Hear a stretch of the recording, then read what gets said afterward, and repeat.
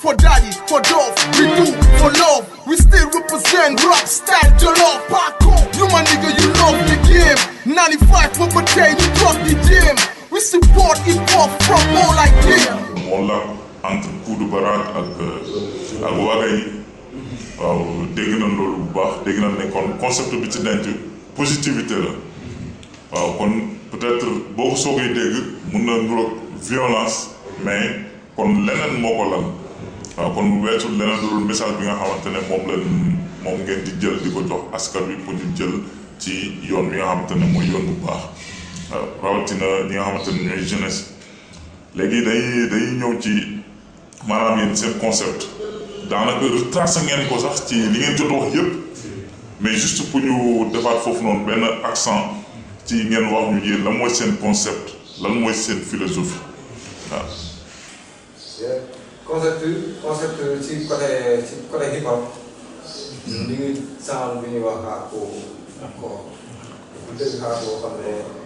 carrément yàgg na nekk sound bu nga xamante ne yàgg nañ ko dégg si rupture gars yi nga xamante ne si bu ñëwee da lay imposé dëgg boo xoolee moo dul génn coup boobu noonu coup boobu dafa nekk say bi nga xamante ne si dafa am lu muy joxe mais li muy joxe gët moo waral ñu di coup mënoon nañ wax ne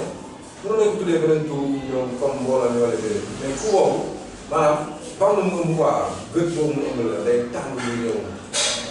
moo tax ñun su suñu côté boo xoolee si musicalement boo xoolee ñun suñu sound yi su bëri noonu lay demee quoi raako ci côté concept nag si doxin chaque jour mooy bataille morale bi ñuy wax c'est un bataille morale quoi ñun ak ñoom ñun ak ñan ñun ak suñu street ñun ak suñu bopp ba pare la woon ñu génne suñu bopp ñun ak suñu street ñu génne suñu street ñun ak suñu région mu génn foofu noonu ñun ak suñu Galsen mu génn foofu ñun ak woo waa pourquoi pas parce que c'est l'humanité quoi ñu yëkkati quoi concept boobu la ñu am tey ñu wane benn image bu nga xamante ne ah nit ndax yàlla dimbali nañu kat ba lu mu deedee am na fu ñu jot a jaarale ñu tey suñu borom dimbali nañu am fu ñu jot a jaarale tey say loolu noonu nag boo xoolee xam-xam boobu ñu jox tey dafa am lu nga xamante ne si daf ko gunge dafa am benn partie bu ko gunge partie boobu mooy tamit tabe kon li ñu la jox war si xolu maanaam war nga mën a jaayante yow tamit génn joxe si pour mu mën a jëriñ keneen quoi. moo waral si boobu tey concept boobu noonu moo xaw a toogaat si ñun génn joxe li ñu am quoi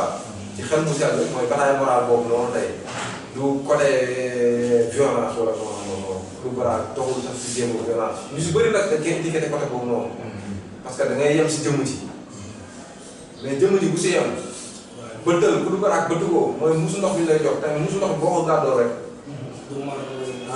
faj sama quoi bëttal bos bi boo mun a jariñu quoi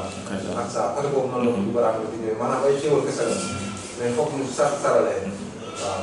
boo xoolee ñu ngi koy wax si 11 bi quoi saralee bi def 11 bi saralee waaw concept bi comme que gars yi ci liggéey rek daa jëloon jorof bi surtout quoi bu dëgg bi underground quoi maanaam xam nga ba léegi nañu delluwaat ci géro bi quoi parce que boo xoolee ñun avant ñuy tàmbali bi quoi ñun ñu doon déglu ay underground lañu woon même ay foofu xam nga ci bi ay double waaye boo xam nga genre tur yooyu nga xam nga bokk na ci cours yi nga xamante ne nii ay bâtiment belende ci cours yi nga xamante ne nii suñu demee ba tey di ko tamit di kër ñun ñu leen si génnee quoi ñoom dañu see bokk quoi ñooñu li ñu nàmbaloon li ñu xamaloon si daje même ñoom tey ñu ko bàyyee concept boobu noonu si lañ nekk quoi rab bu dëgër bi gars yi comme ni ko suñu sifaat yi waxee quoi rab bu dëgër bi quoi maanaam rab bu dëgër gars yi mën nañ foog ne maanaam kàddu bu dëgër la quoi déedéet maanaam mooy dëgg quoi maanaam noonu la ñuy mën a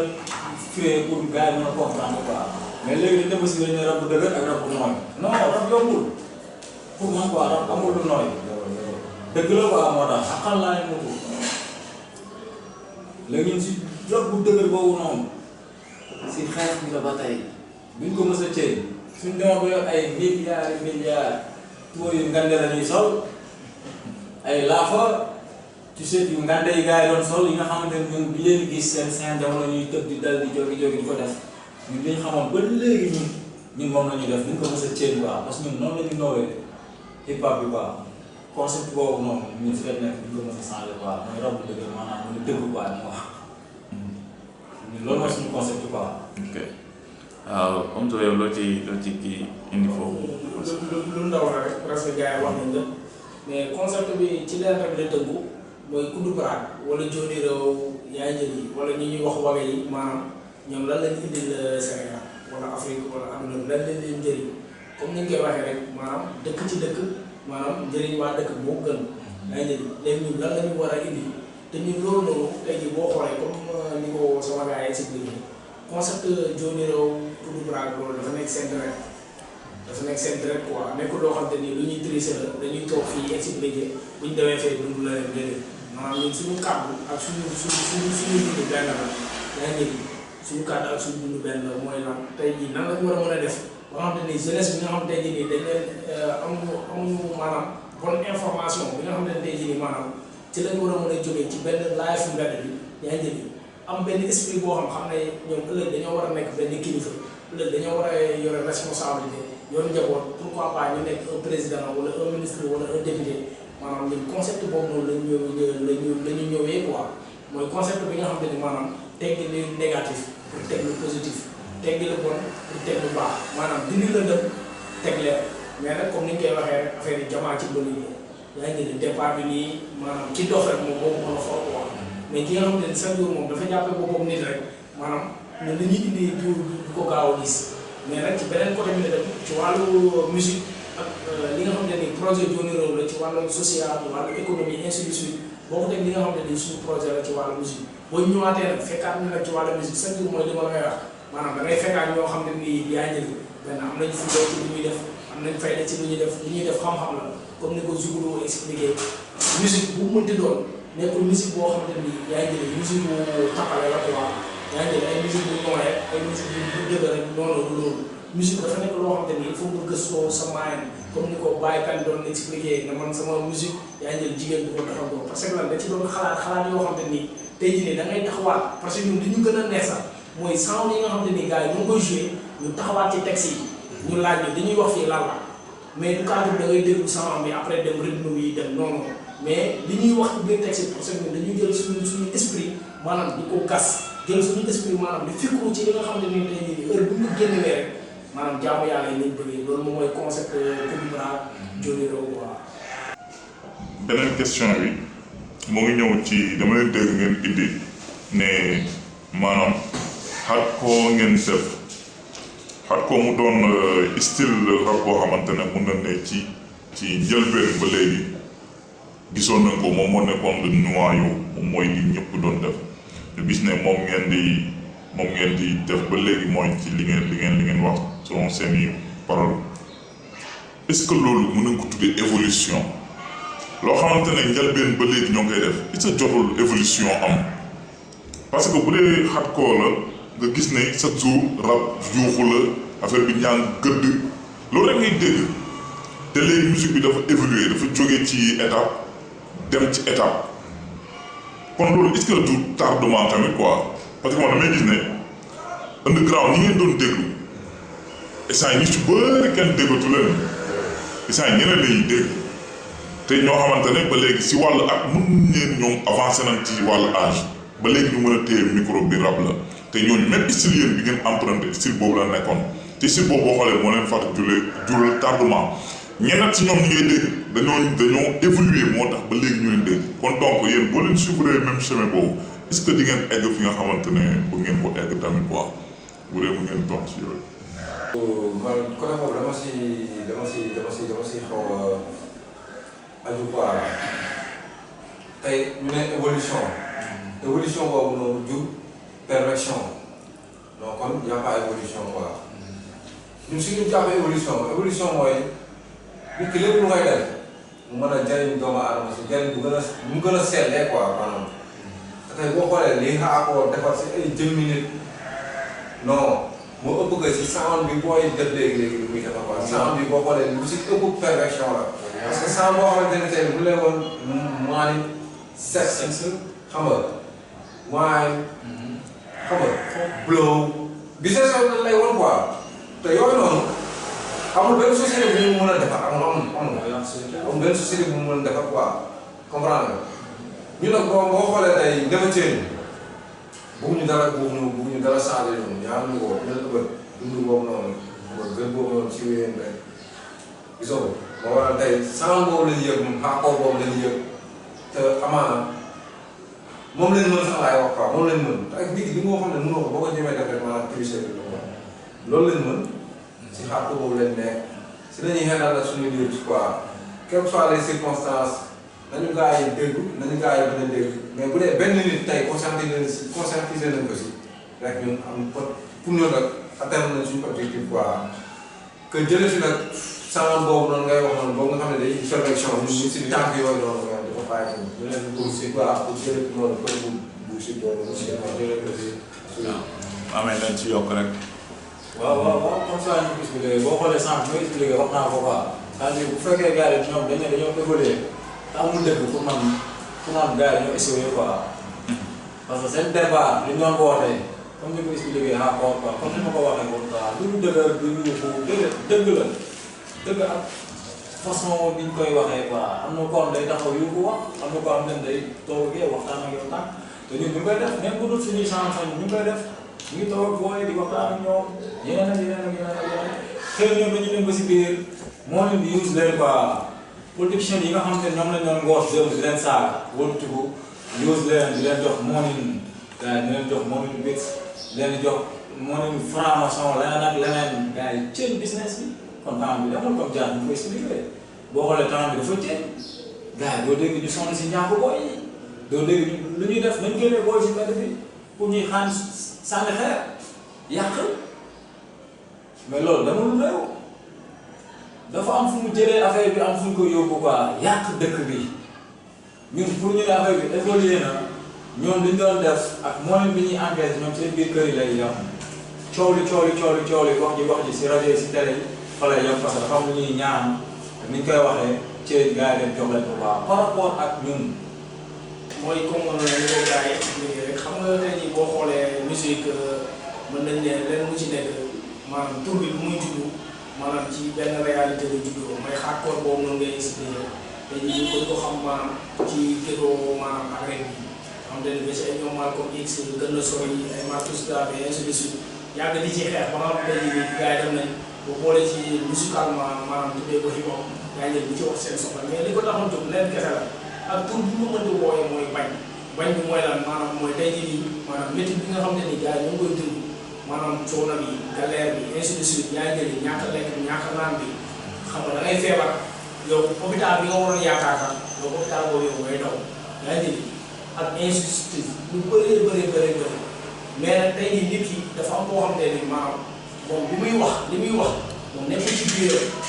maanaam tey jii man mën naa ñëw pour def di bopp mais boobu bu may def départ bi damay def ci yëpp mais après yow li nekk sa xol mooy un jour dëgg la c'est bon nga am benn gaale bu luxe nga am jabar bi nice nga am oto ainsi de suite baax na mais bu mu la teree génn sa concept ndax ñun dañuy gëmloo dañoo nañu maanaam mën nga nekk sax ci gratte-ciel mën nga nekk ci palais mais teew kenn gën nga am war a mën a nekk jaamukatu yàlla quoi su fi yàggee tey jii nii du matériel yi mais yow mi koy dund moo tax départ ma ne la ñun li ñuy expliquer tey jii mooy li ñuy dund ñun li ñuy dund mooy li ñuy expliquer yaa ngi parce que tey jii ñun mënuñoo taxaw mënuñoo dem feneen yaa ngi ñun banlieue lañ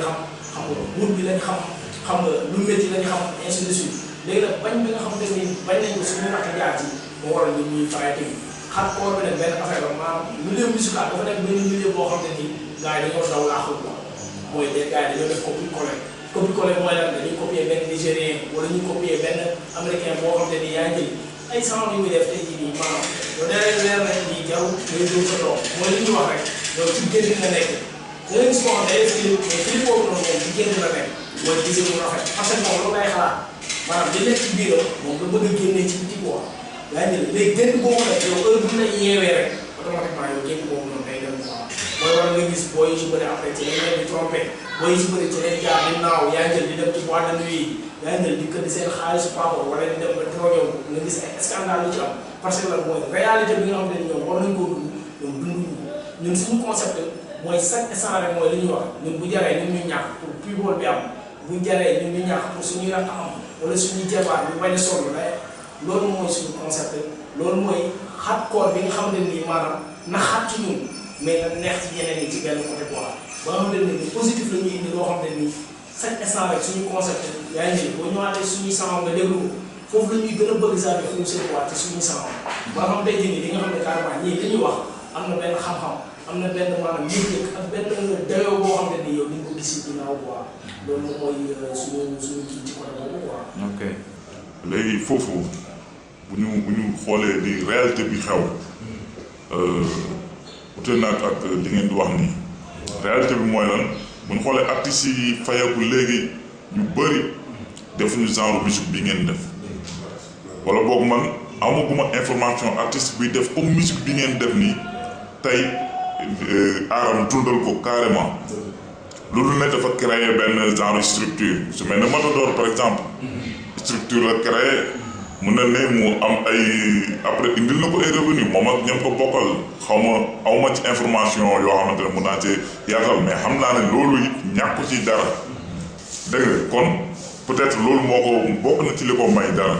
mais nekkul ne carrément ci musique am moo jaay yenn yi par exemple artistes yu bees yi fi nekk ci mel ni Dip wala mel ni Ngaaka ngay gis ne ñoom dañuy feesal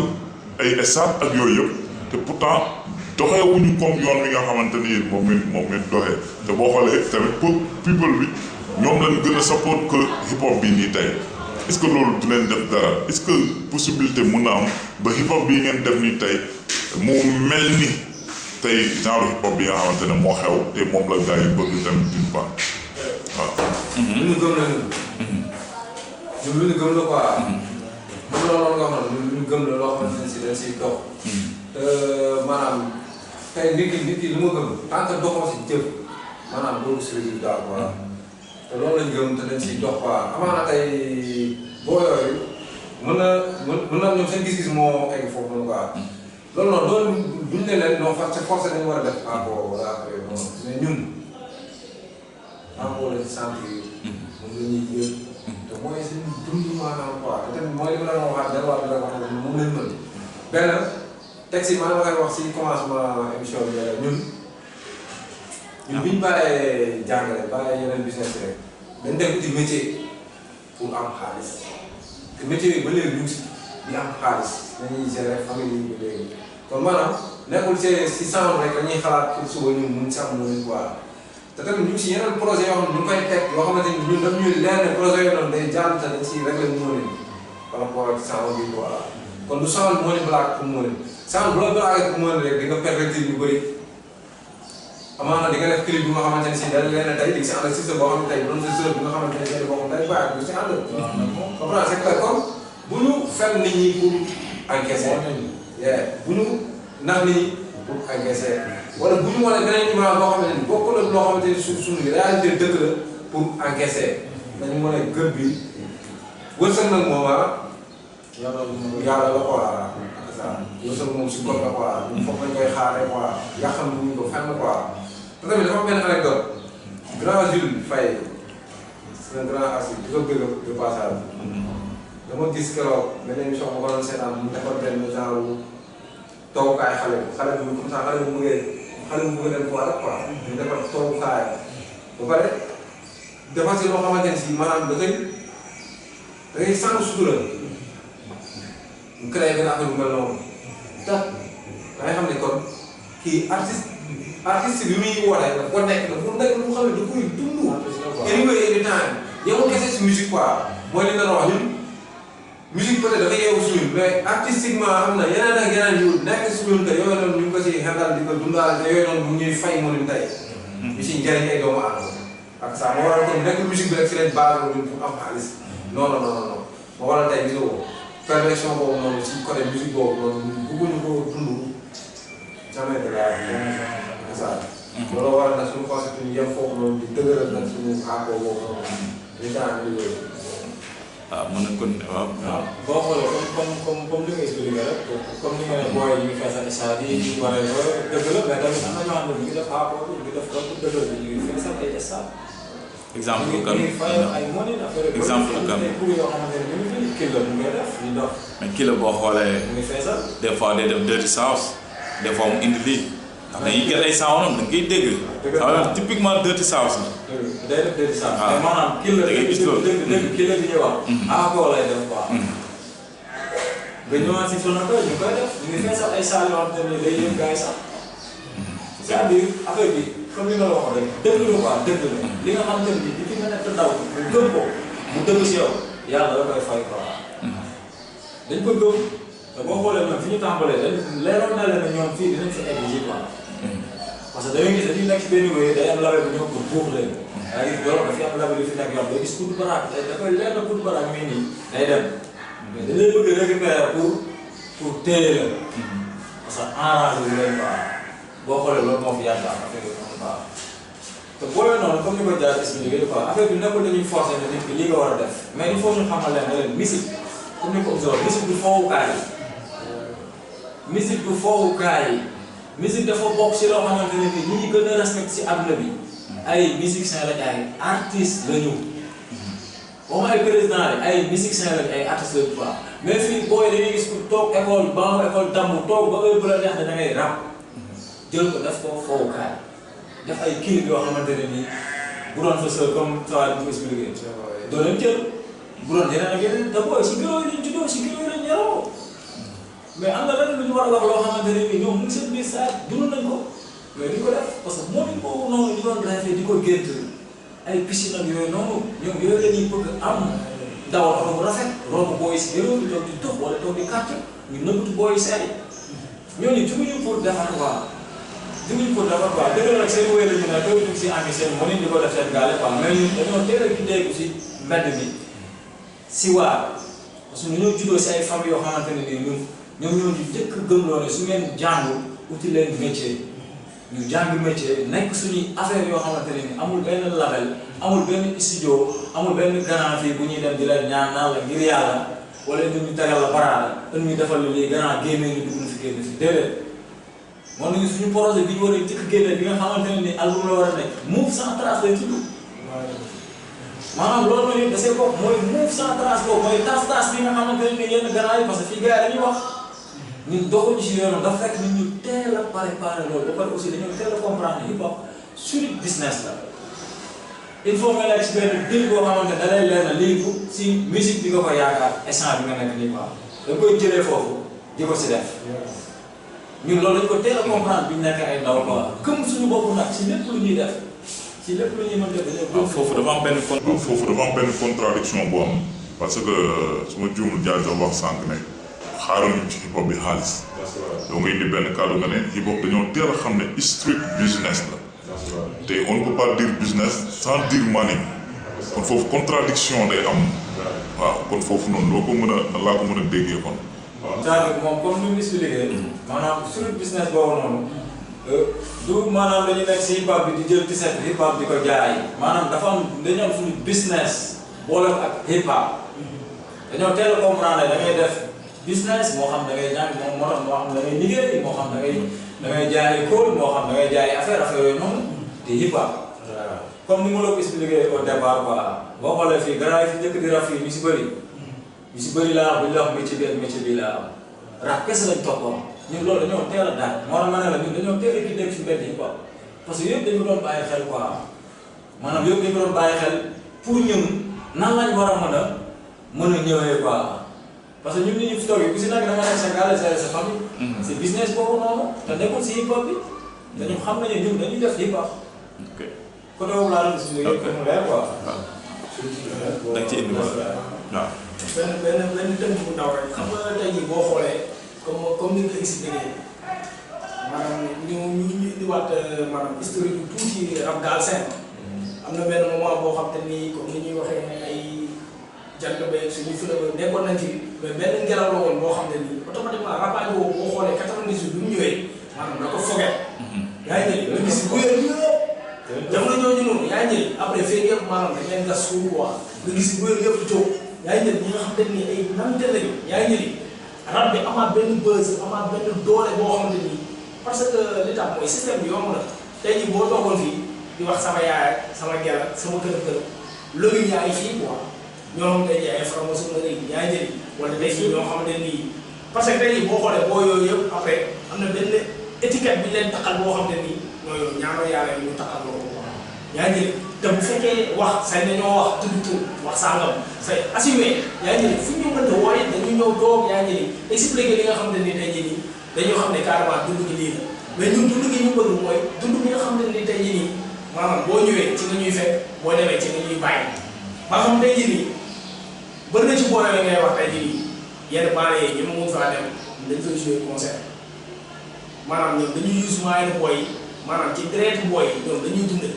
mooy booy dañ leen di woo ci benn live boo xam ne nii live bu noblesse la fekk après ñoom sax ñoom bu ñu delloo seen gàlle ñoom ay ceebu kecax ñoom la ñu àndee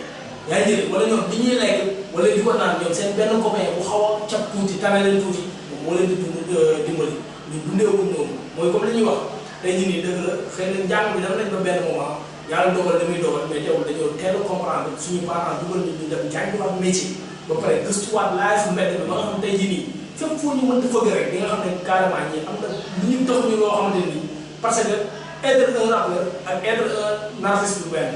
comme ni ñu ko waxee ñoom grand Souleymane Faye ak ñu mel ni ñooñu ay artistes lañu rab bi tey jii mu ngi cité ñoo xam ne ay artistes lañu ba nga xam tey jii nii tey démb ak suba yëpp fépp foo leen mën a fekk da nga leen di bëggee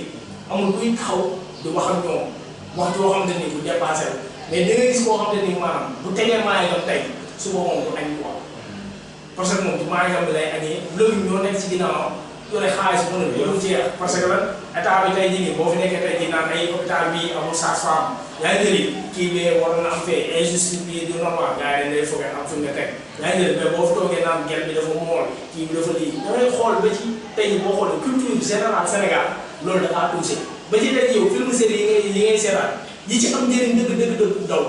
mais yi ngay wan mooy yi nga xam tey jii nii chaque jour ñoo ngi ciy wane ay kidnapping ñoo ngi ciy wane ay franc-maçon ñoo ngi ciy wane ay drogue ay jigéen yoo xam te ni li ñuy sol ko suñu moom la yaa ngi jëli léegi yow loolu tey jii nga toog ak sa famille te chaque jour yow Sénégal yaa ngi dégg doo ngi rey nit te pourtant boo di jógu ci ne film sangam dañ ko arrêté yaa ngi jëli jógu ci ne rappeur sangam dañuy wane wala santal sangam bi nga xam te ni moom dañuy def nii na ko suñu dund parce que état bi moom système boobu moo ko arrangé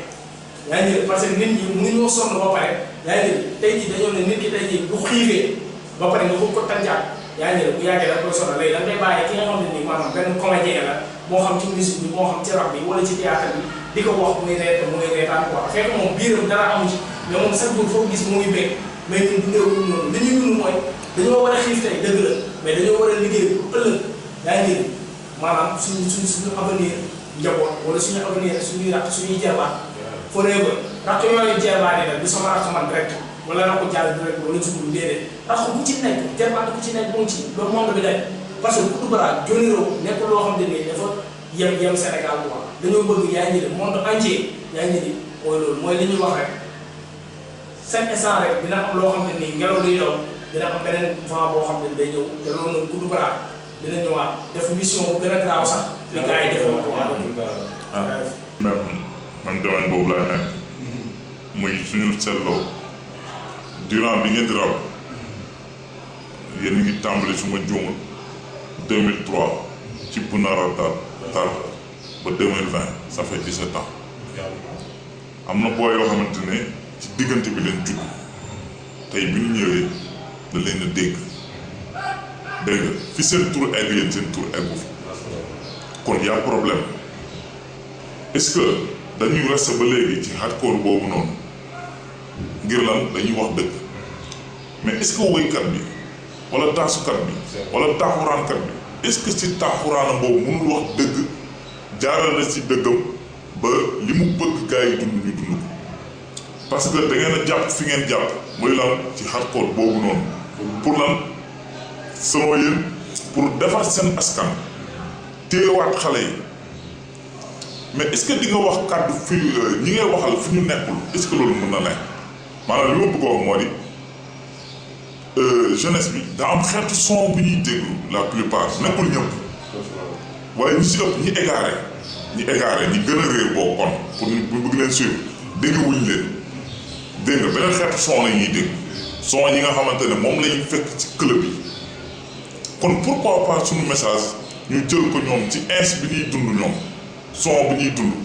nga dugal fa noonu foofu sa message parce que joolaa bi tey boo bëggee wax ak moom bu déggul làkk bi nga làkk faaw nga jàngi joolaa wax ak moom man foofu laay waxee muy ñaari fànn est-ce que dañuy rester ci hardcore boobu noonu lànk ak lan moo indi 17 ans de carrière ba léegi bu évolution am na mais nag nekkul lu ñuy gis lu bëri daal foofu laa bëggoon ngeen. am na. boo ko bëggee ñu koy expliquer quoi. c'est-à-dire affaire bi du rab rek pour sàmm quoi. c'est-à-dire affaire bi du texte bi wax bi kese. dafa am ay façon defrin maanaam fi nga war a mën a jaaree nit ñi quoi am na ñoo xam ne ñu boobu léegi ñu génne boobu léegi. mais booy ñu koy xool yëpp pour xaw kay. ñu ngi ay xaalis mais est-ce que li taxaw loolu du teg est-ce que am nañ ko si quoi maanaam dëgg bi nga xamante ne nii ñoom bëggoon nañu ñu dund ko déedéet. ñoom moo ñu dundee foofu noonu quoi maanaam diggante boobu noonu lañ lay expliquer quoi entre ñun ak ñoom. différence bi quoi. su fekkoon loolu la ñuy def kon depuis 2003 boobu noonu kon waxatuñ ko. kon ñun dañ koy def. dañuy ñëw xam ne affaire bi fowukaay la suñu demee ba si biir naan noonu comme ça dañ naan dañuy bàyyi ñu jéem a xoole ji feneen fu ñuy jéem a jaarale ni suñuy message quoi message bi bu foofu kese lay jaar parce que am na structure comme Dior rek structure la boo xamante ne nii ñun depuis 2003 ñu ngi si boo gis boppam si bëri boobu xamaguñ ci pas comprendre ñu lu bëri tey am na ñoo xamante ne nii ñu ne ñoom xamante woon nañ jaar dafa doon ñu xamante nekk naa ci réew am na lu jëlee si moom ñoom te am na lu jëlee si ñun ñooñu mën nañ dem feneen defar par rapport ak ñi fi nekk defuñu dañuy yàq parce que comprendre ñu en fait affaire bi lan la quoi affaire bi nekkul génnee dëgg la acte bi su fekkee da nga ne musique hip hop ngay def war nga génnee quoi mais tamit lu jotagul quoi te sooy génnee dara mu ngi mel ni ngay def concert ma invité la ne la concert la da ngay jàpp ne ngan di concert la léegi dafay fekk maa ngi foog bu leer nañu. nga ñëw fa yow li nga yaakaaroon fekkoo ko foofu parce que dama doon gis ku jug rek def concert déedéet ñun suñu ko doon def tey exemple ku fa ñëw ku nekk yow sa jëm boobu bi nga xam ne ñun d'abord dañ la jox cër déplacé nañ la li ñu waxante woon ak yow mooy kàddu dëkk boobu noonu ba léegi day koy quoi dañ koy def ñu ne foofu xëcc yow naa la non war a boobu wala non gannaaw may saa yi gisee dañu déedéet li ñu waxante woon ak yow. léeg-léeg 10 minutes soo ñëwee di ko am soo ñëwee da nga am c'est-à-dire dëgg bi si musique la gars yi sàmmatul quoi ñun boobu léegi moom la ñuy sàmm mais gars ñu xool affaire bi da nga siy yàgg ne expérience bi alhamdulilah ouverture bi alhamdulilah connaissance bi loolu adduna la quoi mooy comme li ñu doon yàgg wax sànq rek li si kanam rawali bët quoi am na benn slogan bu tàmm naan net onze net jàpp mbedd bi def ta sans tonne sans trac tënd bi bët kala c'est-à-dire benn sànq ñun la ñuy def incha allah jolof bi yëpp ubbale parce que si côté mbind bi cër bi dañ maanaam da si nekk quoi démb boobu léegi dañ koy fàttaliku génne woo leen booy ñu ngi fi génne seen kaw këram déedéet moo boo ko jaas muy génne yow génne woo loolu taxul ma génne de lii tax ma génne su jotee dinaa génne incha allah après moom quoi dégg nga la demee quoi. te suñu côté boobu noonu comme li nga ko wax ne est-ce que tardement amul quoi non ñun gisuñu tardement quoi parce que tey amaana boo xoolee li si doon seetlu lu si bëri ñu koy am quoi maanaam suñu secteur boo ñu si bëri tey même bu dul 10 mais 5 yi wala 4 yi indi nañ ko si ñoom ba tey boo yooyu noonu non dañ lay romb kër yi parce que dafa am benn imam boo leen woon imam bu leen woon mooy parce que boo xam ne ñu ngi hip hop toog nañ ni non jaajëf dañ leen di gërëm quoi parce que yéen da ngeen ñëw canaliser ñu si liggéey pourtant mënoon ngeen yoon mënoon nañu xool ci yéen ngeen nekk si beneen yoon rek nekk si yoon boobu comme ñun dañuy sax taw fee loolu da génne guñu son wala génne guñu maget kon loolu taw fee quoi benn instant sant yàlla si benn instant parce que ñun loolu la ñu wër loolu li ñu wër mooy loolu li ñu wër mooy nañ fexe ba ñun ñu defar tey li suñu borom soxla li suñu borom gën a bëgg tey ñu defar loolu noonu te mission boobu noonu du ci jug anytime non non débat mënuñu see soo jug moo wax tey yaakaar nañu ne génnee son yaakaar nañu ne génnee benn album wala affaire yomb la si ñun mais tey say maanaam waaw comme ni nga xam ne yomb la loolu yomb la si ñun nag waaw loolu yomb la si ñun mais tey yàqamtuwuñu ko parce que ñun doon nañ toog sa di ko wax ne bien pour dafa nekk affaire bu nga xamante ne si ku boobu mooy dajale moom mooy yàlla moo koy dajale quoi ñun loolu lañ ko gëmee woon ah loolu lañ ko gëmee yàlla moo koy dajale te fépp muy matee rek suñu borom moo ko fay matale quoi ñun maanaam dañ mel ni comme jëm rek ci waa ak waa bi mooy santaane rek ñu def quoi mais nag def bi ci kaw dëgg ak njub. dañu temps élevé duñ si jógee te ñaar ñu si jógee du benn son wala benn booy boo xam ne dañ lay tëg bët. non non non tey bu doon loolu sax kon amaana du doon booy sax kon grand yooyu njëkk a buuf gisoo mais grand yi sax amaana ñoom buuf nañu lu baax kon sama ak booy yi ñu xam ne ok te loolu fexe na nga dëkk ak booy si quartier mu gis ngay def si moo xam ne lu positif la mu si def ba moom tey mu si yor biir gaal. comme foofu noonu maanaam xam nga tey jii chaque jour rek maanaam gars yi dañ koy wax maanaam yàq bi moo gën a gaaw a defar foofu yaa ngi jël yàq moo gën a gaaw a defar te xam nga ki nga xam te ni maanaam moom dafa jóg pour defar kooku dafa war a defaru ba pare te ci biir de sept ans yooyu yaa ngi jël pour ñun ñu defar il faut ñun ñu defaru ba nga xam tey jii nii duñ ne dañoo positif à 100% quoi duñ ko wax comprendre nga fi mu lay expliqué yaa ngi jël parce que sax comme ni ñu koy expliqué yàlla sax daal am na meram yàlla xam nga yàlla baax na mais pareen saa yàlla soxal na quoi parce que pareen saa sax jalaalu yàlla nga laal ko sax mu làkk te pourtant loolu ci defar la bokk yaa ngi kon ñun tey jii nii ci biir mission boobu loolu yëpp da ciy ëmb mais comme li ñuy expliqué rek dañoo ne maanaam defar benn nit kooku payoor bu baax xëjul asamaan ak suuf te sàmm lu sàmm yi ñuy wax yaa ngi maanaam ñun dañoo nekk benn missionnaire boo xam ne dañu fekk benn boy boo xam ne nii day daw ci benn allure boo xam ne nii milieu banditisme yaa ngi jël ñu ñëw conscientiser ko waxtaan ak moom ba yoon boobu bàyyi ko tàmbali dóor waar yaa ngi jël ñu fekk koo xam guerrement la ñu fekk koo xam te ni leneen fële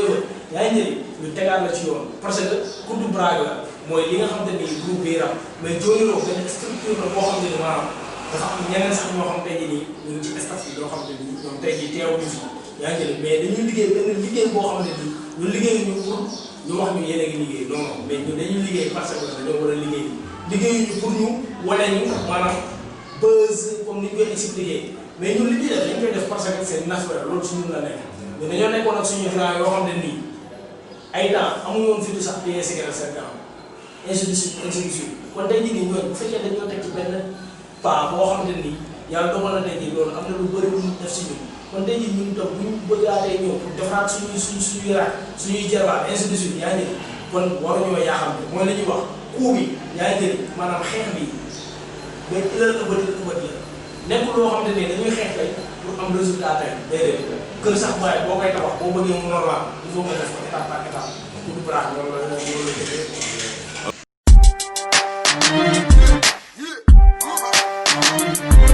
For daddy, for dove, we do for love. We still represent rock style, jollof, parkour. You my nigga, you love the game. 95 for potato, you drop the gym. We support hip hop.